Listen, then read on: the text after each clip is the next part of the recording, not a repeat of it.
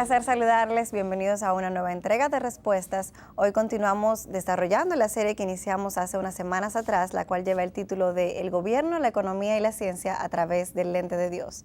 Ya en las semanas anteriores hemos hablado acerca de lo que es el gobierno y la economía, y le toca el turno a la ciencia, la cual iniciamos la semana pasada con el programa Una visión bíblica de lo que es la ciencia. Hoy vamos a desarrollar la segunda parte de ese programa. Pero antes vamos a darle la bienvenida al pastor Miguel Núñez, quien siempre nos acompaña y quien está con nosotros para instruirnos en estos temas tan interesantes. ¿Cómo estás, Miguel? Bien, Elaine, y lo que queremos hacer es traer un poco más de luz a este tema que ha causado tanta controversia en la sociedad y cómo mucha gente piensa hoy en día que la ciencia y la Biblia o Dios están en contradicción, cuando en realidad debieran pertenecer o pertenecen, de hecho, al mismo plano o al mismo ámbito de una sola verdad, como hemos estado hablando. Así es, y la semana pasada terminábamos nuestro programa, recuerdo, con una cita que te traje de una entrevista al director del proyecto de Genoma Humano y del Instituto Nacional de Salud de Estados Unidos, el señor Francis Collins, que es un científico y tú hablaste de él, incluso una persona de mucho renombre, y hablábamos acerca de una entrevista que él concedió a un periodista, y entonces te traía algunas reseñas de lo que fue esa entrevista, que es mucho más completa de lo que abarcamos aquí en el programa. Quisiera retomar entonces ahí para entonces volver a hablar sobre el tema. Básicamente en la entrevista, Francis Collins hablaba de que los humanos han comenzado la batalla entre lo que es la ciencia y la fe y que nos corresponde entonces a nosotros acabarla.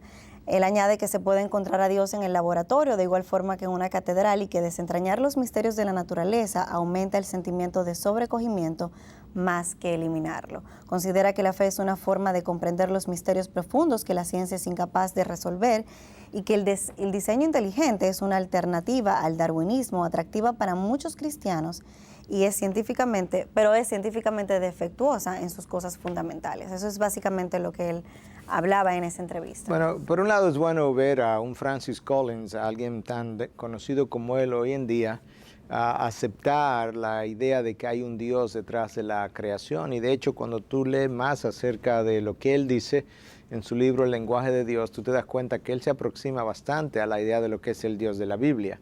Pero por otro lado, tenemos que reconocer que él todavía no ha abrazado por completo lo que es el veredicto de esa Biblia, porque él postula la posibilidad, no solamente la posibilidad, sino lo postula como un hecho, que es que hay un Dios que ha creado y entonces ha habido una evolución.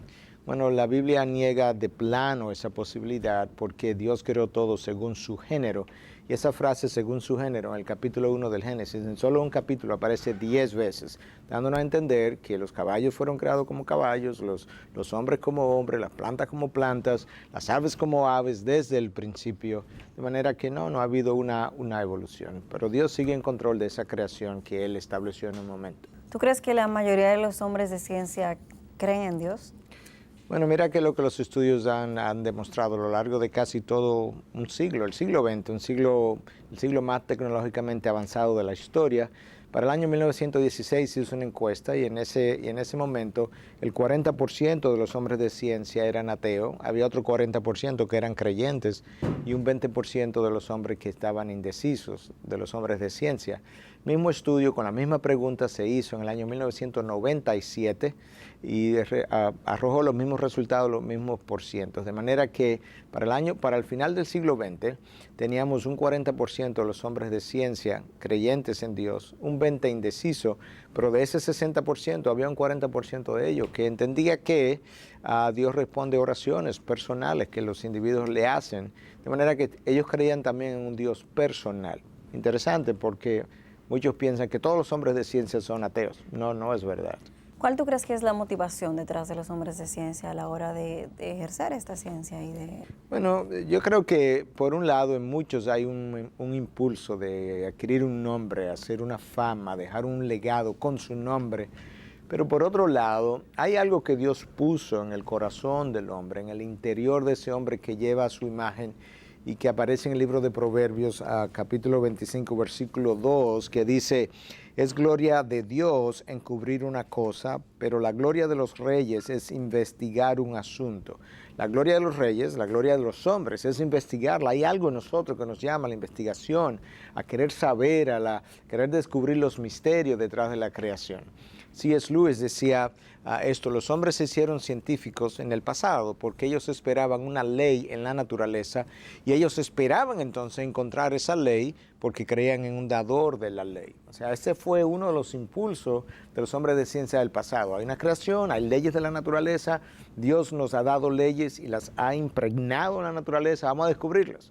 Hoy en día eso no es lo que el hombre de ciencia cree. El hombre de ciencia cree, y la sociedad moderna, que no hay ley moral, y si no hay ley moral no hay dador de la ley, no hay ningún dador de la ley que descubrir detrás de la creación.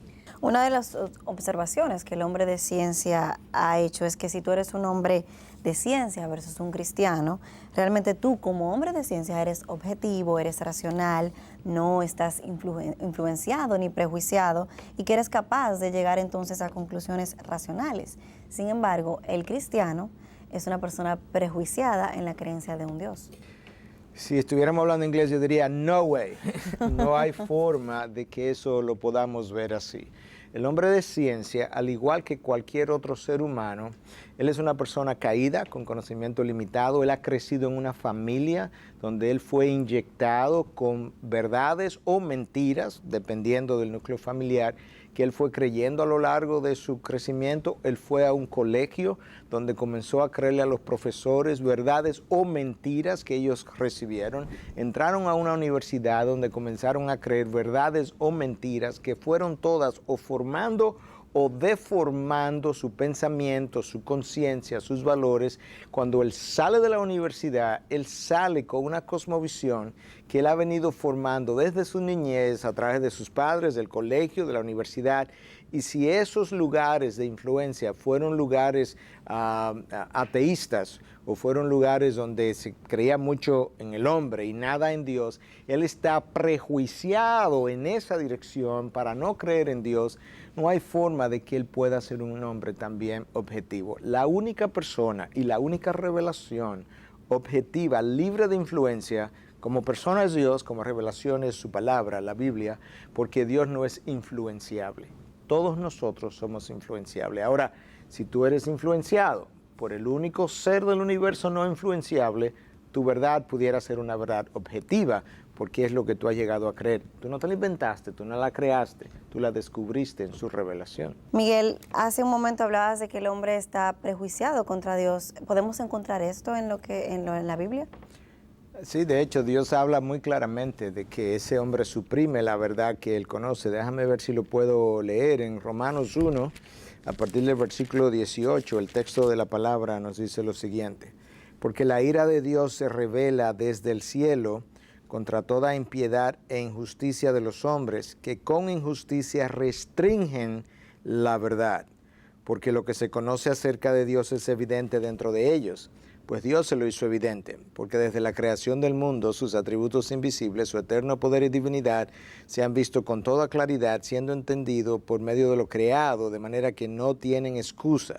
Pues aunque conocían a Dios, no le honraron como a Dios, ni le dieron gracias, sino que se hicieron vanos en sus razonamientos, y su necio corazón fue entenebrecido. Profesando ser sabios, se volvieron necios. Dios dice que el hombre conoce la verdad, que el hombre conoce que hay un Dios y que la creación habla de ese Dios detrás de la creación, y que ese hombre lo que hace es restringir la verdad, suprimir la verdad que él conoce. Y entonces Dios dice, por eso es que ellos no tienen excusa, porque conocen la verdad. Ellos saben que hay un Dios, y sabiendo que había un Dios, en vez de ser sabios acerca de su creación, se volvieron necios negando su creación. De manera que Dios acusa al hombre de ser un mentiroso con relación a su existencia. Pero se supone que el hombre de ciencia, por ser una persona inteligente, una persona entrenada, debe ser capaz de pensar objetivamente, ¿no crees? Bueno, eso piensan ellos, eso piensan muchos, pero eso se dice cuando tú desconoces que el pecado que hay en el hombre ya lo predispone a ese hombre en contra de Dios. Déjame leerte este texto. Este es un texto interesante de alguien que era el director de la revista Nature o Naturaleza, una revista muy reconocida en inglés, John Maddox. Él dice que el porqué tenía que ver con el hecho de que si el Big Bang era cierto, eso apuntaba a un conocimiento del mundo y eso le daba amplia justificación a los creacionistas para seguir en su creencia. Entonces él negaba la posibilidad de ese Big Bang que explicaba el porqué de la creación, porque el Big Bang apunta a que el universo tuvo un comienzo, y si tuvo un comienzo, pues obviamente tuvo que tener un creador detrás. Entonces él dice, no, yo niego eso, porque esto le va a dar oportunidad a los creacionistas a afirmar su creencia.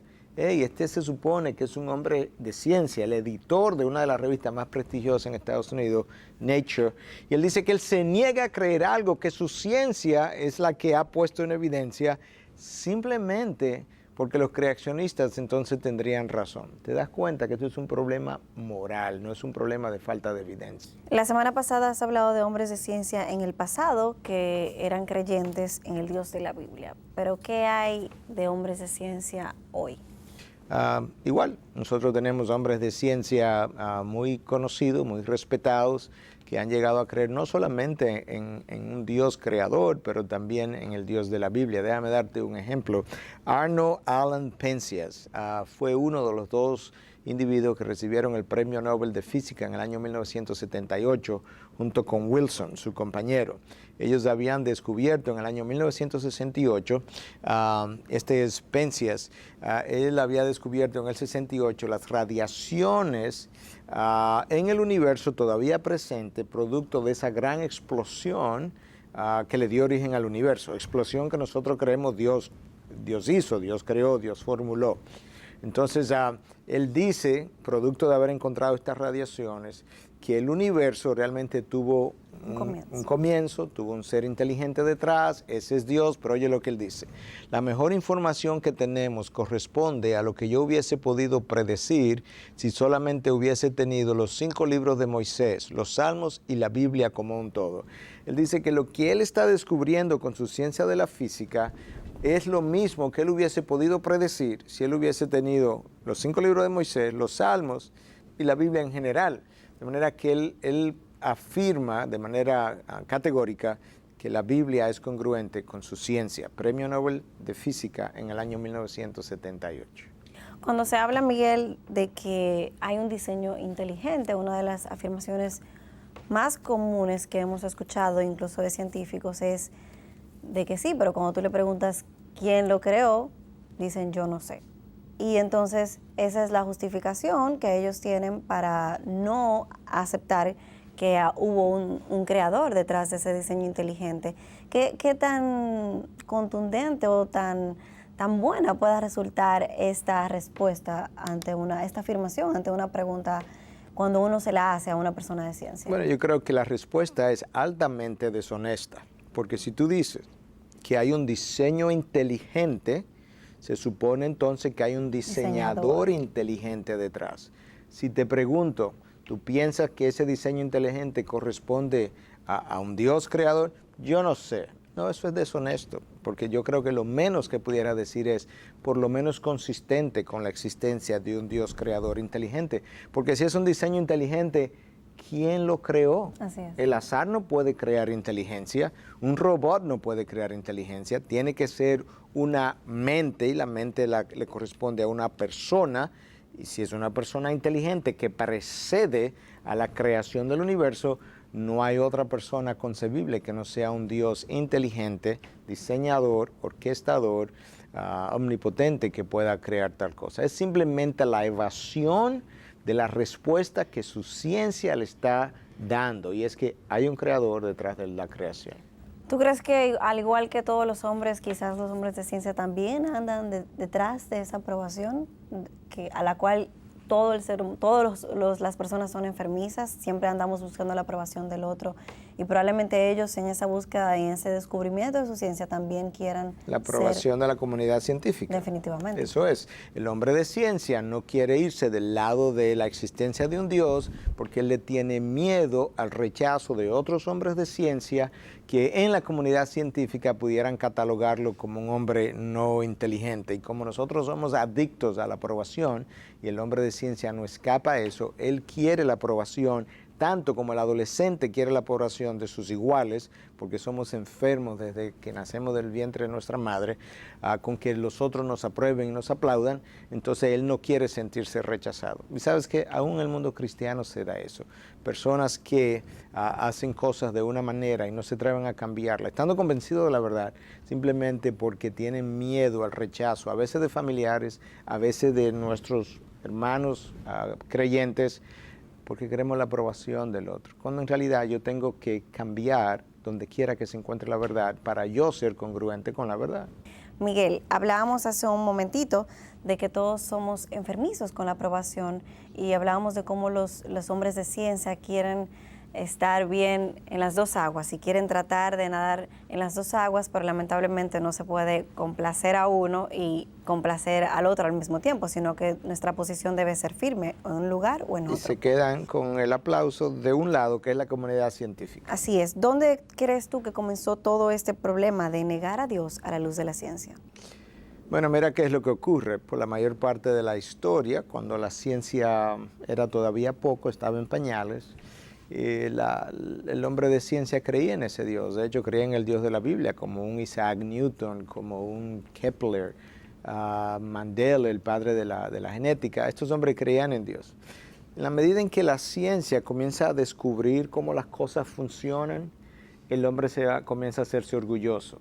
Entonces él cree ahora que porque él entiende cómo las cosas van funcionando, lo cual aún al día de hoy es mínimo lo que entendemos. ¿Quieres decir orgulloso de haber descubierto? De haber descubierto, sentirse inteligente, sentirse que ellos pueden ahora conocer cómo que este universo funciona, lo cual, como digo, de nuevo, aún hoy es muy poco lo que entendemos. Pero ese hombre comenzó a creer que ya que yo entiendo cómo funcionan las leyes, yo no necesito creer en la existencia de un creador. ¿Qué clase de lógica es esa? Es como que tú llegas a un país, encuentres carros, no sepan cómo se fabrican, y tú digas, bueno, pero tú tienes que haberlo fabricado a alguien. Entonces, de repente, tú comienzas a descubrir cómo funcionan los carros y que tú digas, no, pero ahora que yo sé cómo funcionan los carros, no se requiere ningún Dios para eso, ellos pudieron haber surgido de la nada. No, lo único que yo estoy haciendo es descubriendo cómo el creador puso a funcionar este universo complejo, y lo que la ciencia debiera hacer es llevarme de rodillas, de hecho, a lo que es la presencia del Dios creador de ese universo complejo. Y eso es lo que ha comenzado a pasar hace 30 años. De hace 30 años para acá, la revista Time admite en una de sus portadas frontales que en una revolución sin precedente, la ciencia en los últimos 30 años ha ido descubriendo la existencia de Dios, ha ido regresando a esa idea. ¿Tú crees que la fe cristiana ha sido un estorbo para el desarrollo de la ciencia, como muchos piensan? No, es todo lo contrario. La ciencia se desarrolla cuando la fe cristiana tiene un impacto en las cosmovisiones paganas. Déjame darte algunas ideas. Por una gran parte de la historia del hombre, el hombre pensó lo que todavía muchos creyentes en el hinduismo piensan, que la historia es cíclica, es repetitiva. De manera que tú naces, tú vives, tú mueres y otro viene a entrar a ser parte del mismo ciclo, y que eso va a durar por el resto de la eternidad o hasta que tú te termines uniendo con Brahma. ¿Qué ciencia va a ser estimulada, a ser desarrollada con una cosmovisión que piensa que la vida es determinista? No hay nada que tú puedas hacer, nada que pueda cambiar. Lo que ayer fue, hoy será igual. Tú naces, tú creces, tú mueres, y el que viene atrás va a repetir el mismo ciclo. Tú eres parte de un ciclo repetitivo, indefinido, interminable, y que todo, nada depende de lo que tú puedas hacer, cambiar. Tú no puedes cambiar la vida. Una forma simple de pensar. Una forma simple de pensar, y que pone un obstáculo al desarrollo de la ciencia, que necesita creatividad. ¿Para qué yo voy a ser creativo en un mundo repetitivo del mismo ciclo? Eso es un ejemplo. En el pasado, todavía lo que algunos creen hoy. Alguna gente cree en los horóscopos hoy y piensa que los astros son los que te influencian y determinan tu temperamento y la forma como tú piensas. ¿Quién va a investigar a los astros si ellos son los que nos controlan a nosotros? De manera que para la ciencia desarrollarse, tuvo que la fe cristiana desarraigar todas esas creencias paganas y primitivas y crear entonces un nicho donde verdaderamente el hombre pudiera descubrir la sabiduría del Dios que reveló la Biblia. Nuestras culturas también tienen mucho de animismo. Me parece que tú has hablado en otras ocasiones aquí en el programa sobre eso. Y me parece que esto tampoco pueda contribuir al desarrollo de una ciencia moderna. No, claro que no. Lamentablemente. Claro que no. El animismo postula que las cosas tienen espíritus, tienen almas. Tanto los objetos como lo que son los recursos naturales, exacto, las montañas, las montañas, los eventos de la naturaleza, el fuego, un huracán, que tienen almas, espíritus. ¿Quién va a investigar a una montaña que tiene un espíritu que a mí me controla, que tiene un alma? Lo cual es una concepción muy arraigada en Latinoamérica. Claro, las cosmovisiones latinoamericanas, aún en las personas muy educadas, son altamente animistas por el trasfondo. Por eso la gente vive asustada de los espíritus y todas estas influencias. ¿Quién se va a animar a investigar espíritus que son los que dominan estos eventos? ¿Quién va a investigar el fuego si el fuego tiene un espíritu dentro? Esa cosmovisión tiene que ser eliminada. El panteísmo que muchos creen que tú eres Dios, que esto es Dios, que las cámaras que nos están filmando son Dios también, son parte de ese Dios. Bueno, Dios es investigable. ¿Quién va a investigar cómo funciona una cámara, cómo funcionan unas luces, cómo funcionan múltiples de otras cosas, cuando esas cosas son parte de un Dios y Dios es no investigable? Entonces, no todas esas cosmovisiones primitivas que la fe cristiana se llevó del medio fueron las que crearon el lecho donde finalmente la fe cristiana promovió el desarrollo de una ciencia saludable. Y mencionaste el panteísmo y recuerdo que hemos hablado en otras ocasiones de que el panteísta cree que todo es una ilusión, que esto que tú y yo estamos haciendo ahora mismo es producto de una ilusión, pero que no está ocurriendo en realidad. Exacto, son estas dos posiciones. O somos una extensión de ese Brahma, que crea el problema que mencionamos anteriormente, o es esta otra posición que tú mencionas, somos una ilusión, somos un sueño, que tú y yo no estamos desarrollando este programa. Bueno, si esto es todo un sueño, ¿de qué manera esa cosmovisión me va a animar a mí a hacer investigaciones médicas si no son reales, si son supuestamente cosas de mi imaginación? Y eso dura, esa forma de pensar dura hasta que yo tengo que cruzar la calle y viene un camión por arriba de mí y yo salgo corriendo porque de repente el camión se convirtió en algo muy real. Y ya yo me desperté del sueño. Te das cuenta que son cosmovisiones contradictorias con la realidad en que el hombre vive. Miguel, antes de salir a la pausa hablábamos de que el cristianismo ha promovido la ciencia y yo quería saber, de acuerdo a la historia, ¿cómo podemos ver eso?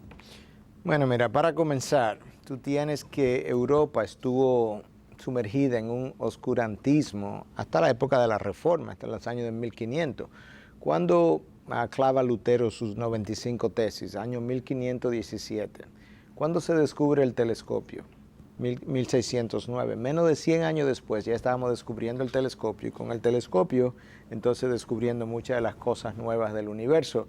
La fe cristiana promovió precisamente el estudio de la creación de Dios. ¿Por qué? Tú tienes un Dios que creó el universo de la nada, ex nihilo, y en ese universo crea un planeta, Tierra, donde pone seres humanos a su imagen y semejanza. Ese ser humano, a imagen y semejanza de Dios, Él lo crea con razonamiento, la capacidad de entender, de estudiar, inteligencia, razonar. ¿Para qué? Para que Él, como decía el texto de Proverbios 25:2, para que Él entonces pueda descubrir la sabiduría de Dios en su creación. Es ese concepto de la creación y del hombre creado a imagen de Dios lo que promueve y facilita el estudio de la creación. A propósito de lo que has dicho, la realidad es que grandes hombres de ciencia han avalado la existencia de un Dios y eso es probablemente contraproducente con lo que hoy en día se dice, de que los hombres de ciencia no creen en ese Dios. ¿Qué te parece si vemos entonces un material para conocer cuáles hombres de ciencia han confesado creer en el Dios de la Biblia. Adelante. Durante siglos, mucha gente pensó que la idea de la existencia de un Dios creador estaba en contraposición a los principios que sostenía la ciencia. Pero, ¿será esta posición compatible con lo que pensaban algunos de sus principales exponentes? Johannes Kepler. Dios es grande, grande es su poder, infinita su sabiduría. Alábenle cielos y tierra, sol, luna y estrellas con su propio lenguaje. Mi Señor y mi Creador, la magnificencia de tus obras quisiera yo anunciarla a los hombres en la medida en que mi limitada inteligencia puede comprenderla. Nicolás Copérnico. ¿Quién, que vive en íntimo contacto con el orden más consumado y la sabiduría divina, no se sentirá estimulado a las aspiraciones más sublimes? ¿Quién no adorará al arquitecto de todas estas cosas? Isaac Newton. Lo que sabemos es una gota, lo que ignoramos un inmenso océano. La admirable disposición y armonía del universo no ha podido sino salir del plan de un ser omnisciente y omnipotente. Charles Darwin. Jamás he negado la existencia de Dios. Pienso que la teoría de la evolución es totalmente compatible con la fe en Dios.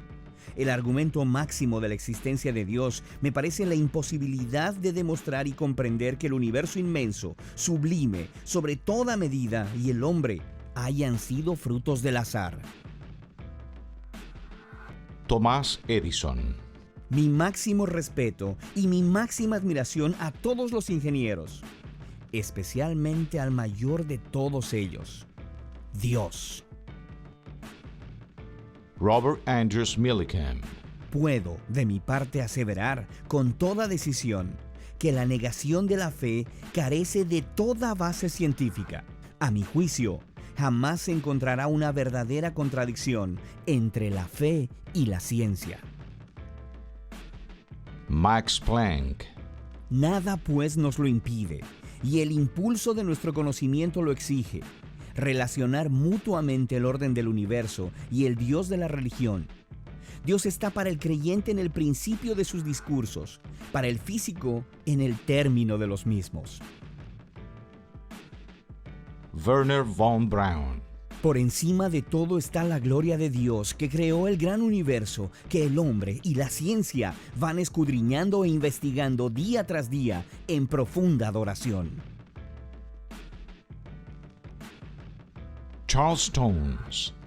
Como religioso, siento la presencia e intervención de un ser creador que va más allá de mí mismo, pero que siempre está cercano. La inteligencia tuvo algo que ver con la creación de las leyes del universo. Albert Einstein. Todo aquel que está seriamente comprometido con el cultivo de la ciencia llega a convencerse de que en todas las leyes del universo está manifiesto un espíritu infinitamente superior al hombre y ante el cual nosotros, con nuestros poderes, debemos sentirnos humildes. Interesante, ¿no, Miguel? Así es. De hecho, los puritanos decían, ellos tenían una frase que es difícil de traducir, pero la voy a decir en inglés y luego trataré de explicarla en español, que era el rol de la ciencia to think God's thoughts after him, que era el rol de la ciencia, el pensar los pensamientos de Dios, como el irse detrás en búsqueda de los pensamientos de Dios. Y esa es la realidad, eso es lo único que hacemos cuando descubrimos y desarrollamos la ciencia, descubrir su sabiduría. ¿Qué más podemos encontrar en la Biblia de que ciertamente la cosmovisión cristiana le provee una plataforma a la ciencia para poder desarrollarse? Bueno, la Biblia tiene una sección que es conocida como la literatura de sabiduría. La literatura de sabiduría estimula al hombre a desarrollar su discernimiento, el conocimiento, a reflexionar, a meditar. Esas son las facultades que Dios le ha dado al hombre, las posibilidades que Dios le ha dado al hombre, precisamente por haberlo dotado de inteligencia como un ser que lleva su imagen. Es esa capacidad de poder conocer, de poder razonar, de poder reflexionar, de poder meditar, de acumular conocimiento, lo que permite que ese hombre, y lo estimula incluso a él poder investigar el mundo alrededor de él, no despegado de Dios, sino sujeto a Dios, para que él pueda entonces maravillarse aún más de la majestuosidad, de la sabiduría de nuestro Dios, del poder de nuestro Dios, que es capaz de hacer todo esto que antes no teníamos ni idea de cómo funcionaba y ahora decimos, wow, increíble que Dios haya hecho esto. Miguel, te invito a que a continuación pasemos a nuestro segmento de respuestas literarias para dar a conocer a nuestra audiencia cuáles recomendaciones nos traes para el día de hoy. Adelante.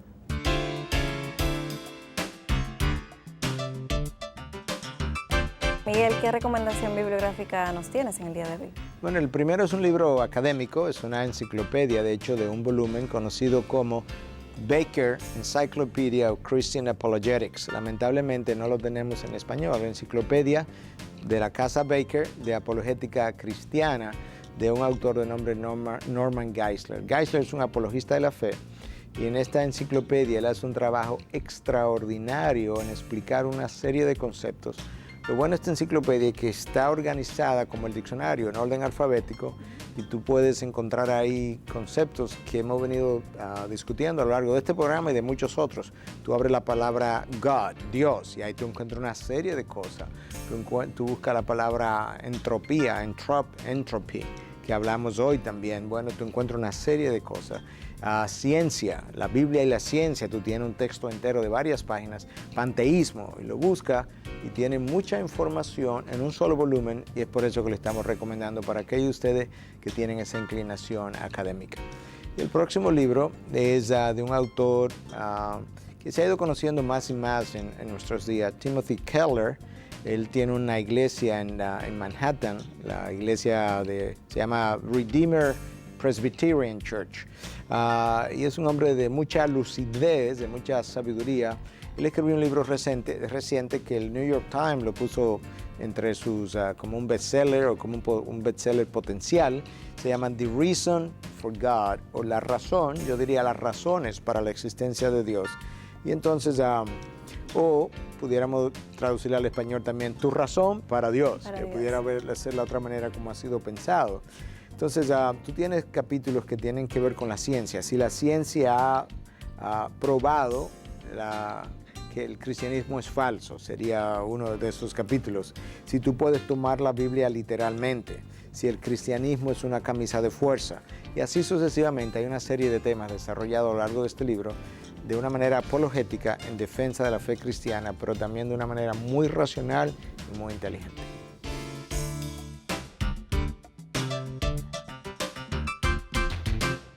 Gracias por continuar con nosotros. Miguel, hace un momento hablabas de aspectos que formaban parte de obstáculos para el desarrollo de la ciencia. Son obstáculos de creencias paganas. Y hablábamos del animismo, el panteísmo y demás. Y ahora hace un momento me hablabas entonces de cómo el cristianismo ha aportado al desarrollo de la ciencia. ¿Qué aspectos de la cosmovisión cristiana, aparte de lo que ya has mencionado, han contribuido al desarrollo de la ciencia? Bueno, mira, a diferencia del panteísmo, que dice que el universo es una extensión de Dios, la Biblia dice que en el principio Dios creó los cielos y la tierra, de manera que Dios es una realidad distinta a su creación. Si Dios es una realidad distinta a su creación, yo me siento en la libertad de poder escudriñar esa creación que no forma parte de Dios, que es distinta, que es separada, precisamente porque Dios, que me ha dado su imagen, me ha dado la oportunidad con la inteligencia de poder descubrirla, de estudiarla como veníamos hablando. Pero ya no estamos hablando del panteísmo, que el mundo creado es una extensión de Brahma y es Dios, incluso, que la creación es Dios. No, esto es una realidad distinta, eso por un lado. Por otro lado, la cosmovisión cristiana habla de que ese mundo creado, bueno, sí es verdad, responde a leyes naturales que Dios ha creado y que el mismo Dios sostiene. Bueno, esas leyes naturales, como corresponden a un Dios de orden, como habla nuestra Biblia, son leyes predecibles. Cuando tú dejas caer un objeto, 10 veces de 10 veces el objeto va a caer a tierra porque hay una fuerza de gravedad. Bueno, eso habla del orden del Dios, que es un Dios de orden y no de un Dios de confusión. Él sostiene esas fuerzas, Él las creó. Cuando tú tienes una cosmovisión animista, los fenómenos de la naturaleza son impredecibles. Yo no sé si cada vez que se den estas condiciones un ciclón se va a formar, porque eso depende de los dioses, como decían ellos. Eso no es como la cosmovisión cristiana entiende los fenómenos. Son fenómenos naturales que responden a leyes de la física predecibles, que son el resultado de una inteligencia que las organizó, le dio orden, y en ese universo nosotros vivimos. Ahí tú tienes otro aspecto que promueve lo que es el desarrollo de una ciencia. Miguel, te comentaba acerca del Salmo 19, el cual dice que el universo refleja la gloria de Dios. Cuando habla de la gloria de Dios, ¿a qué se refiere? Bueno, la gloria de Dios es la expresión de su ser, de manera que lo que el salmista está tratando de decirnos es que cuando tú contemplas los cielos, cuando contemplas el firmamento y te das cuenta de lo enorme que es, y ahora con la ciencia de lo complejo que es, eso va a reflejar el tamaño de nuestro Dios, su Dios infinito, o nuestro Dios infinito, y va a revelar también la sabiduría de nuestro Dios en la misma complejidad con la que el universo funciona. Y ciertamente es así. La ciencia nos dice que el universo se sigue expandiendo hoy en día interminablemente. Hasta eso nos habla de Dios, porque Dios es infinito y por tanto para que el universo pueda reflejar el tamaño de Dios debe ser un universo que se esté expandiendo infinitamente, tal como nuestro Dios es. A eso es que se refiere el salmista. Se ha dicho también que el universo funciona debido a calibraciones muy definidas y exactas. ¿Qué nos podrías decir acerca de esto? Bueno, lo que se quiere decir con esto, de hecho el principio se llama the anthropic principle, o el principio antrópico, si lo fuéramos a desarrollar, es que cuando tú observas el universo, tú te das cuenta que estas leyes de la física han tenido que funcionar con precisiones extraordinarias y que de otra manera la vida no sería. Y que no es solamente una precisión o dos, sino hay cientos y cientos de cosas que requieren, o miles de cosas que requieren estar precisamente calibradas. Te voy a dar 1 o 2 ejemplos para que la vida exista, y que eso solamente puede existir si existe un Dios inteligente que la haya podido calibrar de esa manera. Algunas de esas calibraciones tienen que ser tan exactas que han sido calculadas de 10 elevado a la potencia 123. Increíble. Decía alguien que si tú fueras a poner el número de ceros en el universo que equivalen a 10 elevado a la potencia 123 del universo del tamaño que lo conocemos hoy, tú llenarías todo el universo y te falta espacio para llenarlo de ceros. Eso te da una idea de qué tan preciso. Y otra ilustración rápida es que hombres de ciencia han determinado que en los primeros 3 segundos de la explosión que le dio origen al universo, que nosotros creemos que fue Dios que la causó, la produjo, la calibración entre la fuerza de expansión y de contracción tenía que ser tan exacta que equivaldría a poner un objeto del tamaño de una moneda de 10 centavos a 10 billones de kilómetros o 20 billones de kilómetros, apuntarle y darle medio a medio. ¿Eso al azar? No, no hay manera. A eso es que se refiere el principio antrópico, the anthropic principle. Increíble. Vamos a hacer una pequeña pausita para pasar entonces a nuestro segmento de preguntas y ver cuáles interrogantes tenemos para el día de hoy. Adelante.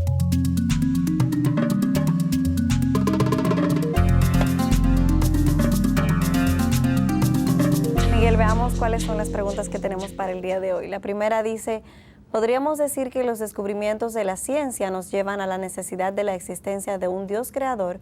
Sin embargo, la misma ciencia que nos debe acercar a Dios nos puede hacer también sentir como si fuéramos Dios. ¿Tiene algún comentario al respecto? Bueno, sí, eso ha ocurrido, porque el hombre cuando llega a conocer algo, ese hombre se vuelve orgulloso y vano en su razonamiento, y ese orgullo lo lleva a creer que él es más de lo que realmente es. La realidad es que tú coges un médico, tú coges un pastor, tú coges un hombre de ciencia, toditos adolecemos de lo mismo. al principio que nosotros comenzamos a descubrir cosas, ya sea en la Biblia, ya sea en la ciencia, ya sea en cualquier otro ámbito, nosotros al principio somos muy orgullosos con ese pequeño conocimiento que tenemos. En la medida en que tu conocimiento se agranda, incluyendo el conocimiento de la Biblia, tú te vas sintiendo mucho más pequeño y te vas dando cuenta de cuán poco tú sabes. De ahí la gran frase, ¿verdad?, de Sócrates: ¿cuánto sé que no sé nada? La ciencia hoy en día conoce una millonésima parte de lo que necesita llegar a conocer, y cuando tú te percatas de eso, te das cuenta de que era que yo me estaba enorgulleciendo. Yo no sé nada, yo soy un ignorante. Y eso yo hablaba con un grupo de estudiantes de seminario anoche a quien le daba clase. Le decía, cuando yo comencé a leer la Biblia, que yo no sabía prácticamente nada, yo creo que yo sabía mucho. Y un día Dios me hizo entender a las 6 de la mañana que desperté: estás hablando de lo que ignoras, tú eres un ignorante. Y eso hizo en el año 83 que yo me volcara inmensamente a estudiar la Biblia hasta el día de hoy, precisamente porque Dios me convenció de mi ignorancia. Esa es la realidad.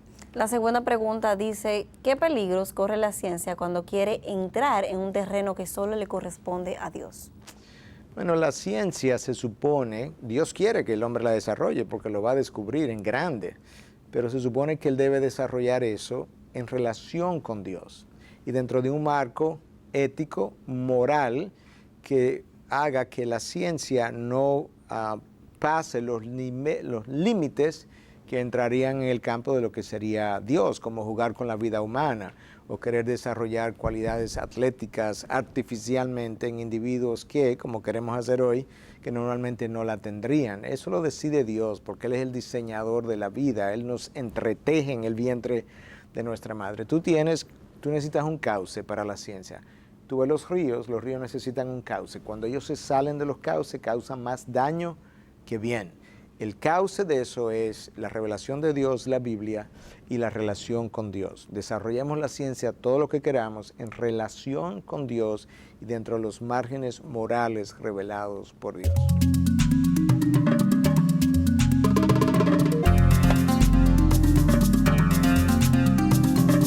Miguel, verdaderamente los cielos proclaman la gloria de Dios. Lamentablemente hemos llegado al final. Me gustaría saber cómo nos despides de este programa y de la serie que hemos venido desarrollando durante estas 6 semanas y la cual hemos titulado El gobierno, la economía y la ciencia a través del lente de Dios. Yo creo que la forma más resumida que yo puedo terminar es haciendo alusión a algo que Lee Strobel comenta en su libro El caso del creador, y es lo siguiente. Él dice: para tú concluir que el universo surgió de la nada, tú tenías que a la vez concluir que la nada puede producir todo. Déjame ir comentando rápidamente algunas de esas cosas. O sea, tú entras aquí, no hay nada, absolutamente nada. La nada un día decide explotar, la nada, y produce millones de galaxias. Y tú dices, esto surgió de la nada. ¿Es eso congruente con la ciencia nuestra? No, eso es totalmente ilógico. Que la nada decide, nada, explota ahora. ¡Boom! Y ahora crea galaxias. Imposible. Que la materia inerte, esta materia inerte que no tiene vida, pueda producir vida. O sea, de repente esto que no tiene vida, o crea aves y reptiles y mamíferos y un ser humano tan complejo como es el ser humano. Que el azar puede producir calibraciones matemáticas imposibles, como comentábamos hace un momento, que el caos puede organizarse. O sea, hay un caos en el momento de la explosión y de repente el nivel de organización es tal que tenemos calibraciones que son impensables al día de hoy. No, la ciencia misma dice que el universo tiende del orden al caos, precisamente porque se salió de lo que fue el universo creado por Dios. Que la materia sin vida es capaz no solamente de dar vida, como dijimos hace un momento, pero de producir y organizar información. Los genes están llenos de información. Es un lenguaje digital, se dice hoy incluso, lo que los genes tienen. Y esa información la produjo la materia inerte. No, tú requieres de una mente pensante para producir, acumular información. Y finalmente, que la materia sin conciencia, como es esta, puede crear conciencia y puede incluso crear valores. Esta materia no tiene valor, ella no piensa para saber lo que es moral o inmoral, pero resulta que esa materia evoluciona y produce un hombre que tiene una conciencia y que produce un hombre que tiene valores morales e inmorales a partir de una materia inerte. No, eso es una imposibilidad, no solo a la luz de la Biblia, eso es una imposibilidad a la luz de la ciencia, eso es totalmente ilógico e impensable. Esto es un problema no de evidencia, eso es un problema moral, que el hombre no quiere aceptar la existencia de un Dios a quien él tiene que rendirle cuentas. Miguel, muchísimas gracias por esta serie, por el programa de hoy. Gracias porque siempre aportas tus valiosas informaciones a nuestro programa y por siempre estar con nosotros. Bueno, gracias y gracias a usted que nos sigue día a día, pero tengo una recomendación final. No se quede con la idea de, wow, estas informaciones realmente hablan de Dios. Recuerde que si usted es responsable ante Dios, usted entonces necesita salir en búsqueda de ese Dios para que usted pueda vivir una vida que sea congruente con ese Dios y al final de sus días poder encontrarse con Él y permanecer con Él, porque de lo contrario permanecerá la eternidad alejado de Él. A eso es que estos programas debieran llevarlos. Así es, también agradecemos a nuestros televidentes por su sintonía y recuerda la invitación para visitar nuestra página en internet, la dirección integridadysabiduría.org. El programa que desarrollamos en el día de hoy es parte de la serie El Gobierno, la Economía y la Ciencia a través del lente de Dios, la cual finalizamos en este día. Gracias por su sintonía y será hasta la próxima.